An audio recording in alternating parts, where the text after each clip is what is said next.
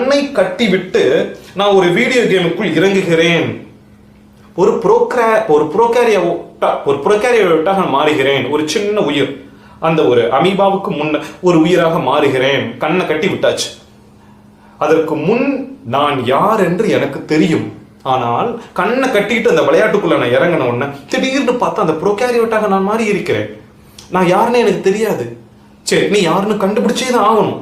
நீ யார் என்று நீ எப்பொழுது கண்டுபிடிக்கிறாயோ அப்பொழுது தான் இந்த விளையாட்டு முடியும், இந்த கேம் ஓவர் ஆகும், தி எண்ட் அப்படின்னு வரும் என்கிற அந்த தொடக்க புள்ளி தான் புரோகாரியோட் என்பது என் புரிதல். நான் இப்போ ஆன்மீக பரிணாமத்தை சொல்லிக் கொண்டிருக்கிறேன். அப்போ அதுக்கு அந்த புரோகாரியோட்டுக்கு ஏதோ ஒரு சின்ன புரிதல் வந்திருக்க வேண்டும். அது யூகேரியோட்டாக மாறி இருக்க வேண்டும். அதற்கு ஏதோ ஒரு சின்ன புரிதல் வந்திருக்க வேண்டும். அமீபாவாக மாறி இருக்க வேண்டும். கொஞ்சம் பாசியாக மாறி இருக்க வேண்டும். ஆக ஏதோ கொஞ்சம் ஞானம் வளர்ந்து வளர்ந்து வளர்ந்து வளர்ந்து தான் அது புழுவாக மாறி இருக்க வேண்டும், மீனாக மாறி இருக்க வேண்டும், தவளையாக மாறி இருக்க வேண்டும். ஞானம், அதாவது புரோகாரியோட்டுக்கு இருக்கும் ஞானத்தை விட ஒரு தவளையின் ஞானம் பெரிதுதான். அப்போ இதுதான் வந்துட்டு ஆன்மீக பரிணாமம் என்பேன் நான். புரிகிறது என்று நம்பி சொல்கிறேன். எனவே இந்த புரோகாரியோட்டை விட அந்த தவளையின் பரிணாமம், ஆன்மீக பரிணாமம் பெரிது.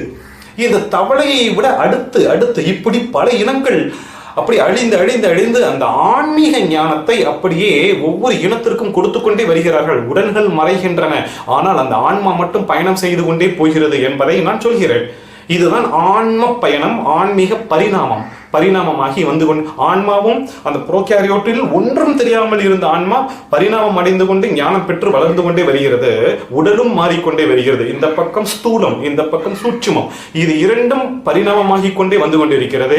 ஒரு கட்டத்தில் இங்க பாருங்க, ஒரு கட்டம் இல்லை, அதுக்கு முன்னாடியே வந்துட்டு மச்சவதாரமாக, கூர்ம அவதாரமாக ஒவ்வொரு கட்டத்திலுமே வந்துட்டு இறைவன் அப்படியே வந்து கொஞ்சம் ஞானத்தை அதே ஆன்மாவிற்கு கொடுத்து விட்டு போயிருக்கிறான் என்பதெல்லாம் நம் ரிஷிகள் கண்டுபிடித்திருக்கிறார்கள். ஒரு கட்டத்தில் பாருங்க, ராமர் பிறக்கிறார்.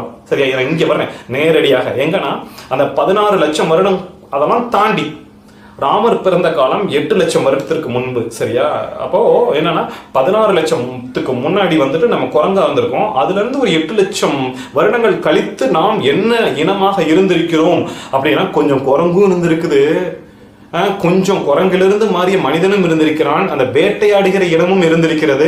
இந்த கலவை 8,69,000 வருடங்களுக்கு முன்பு இருந்தது. அப்பொழுதுதான் ஸ்ரீராமர் இந்த பூமியில் பிறந்திருக்கிறார். இதெல்லாம் என்னுடைய இந்த ராமாயணத்தை படித்து பார்த்து புரிதல், இந்த எவல்யூஷன், இந்த சயின்ஸ், இதெல்லாம் வைத்து எல்லாத்தையும் ஒட்டுமொத்தமாக வைத்துக்கொண்டு புரிதல்.